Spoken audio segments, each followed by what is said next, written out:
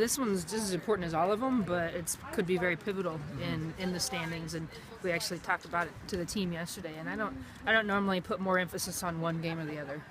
The first game of the season is just as important as the last game of the season, but there is a sense of urgency that we need to have for this weekend going into a 3-game set. We can elevate ourselves and separate ourselves from kind of that bottom 3 or 4 that's kind of teetering on going to the Big Ten tournament or not. And this is a chance to really kind of push us out of that. A lot of teams kind of in the middle haven't had their midweek doubleheader, which we already have, so we've got 2 more games on everyone in conference. So I think it's going to shift.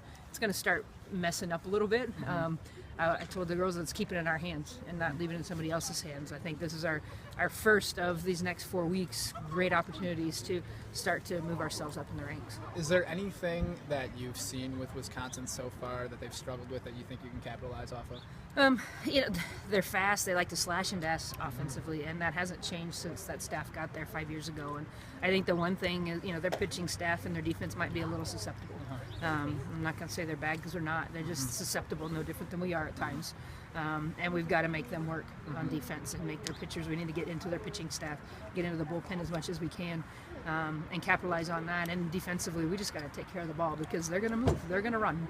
There's no doubt about it. They like to put helter-skelter on the field and just go crazy. So we've got to do a better job offensively to try to wreak that same havoc on them. And I think it should, hopefully come out in our favor. All right, awesome.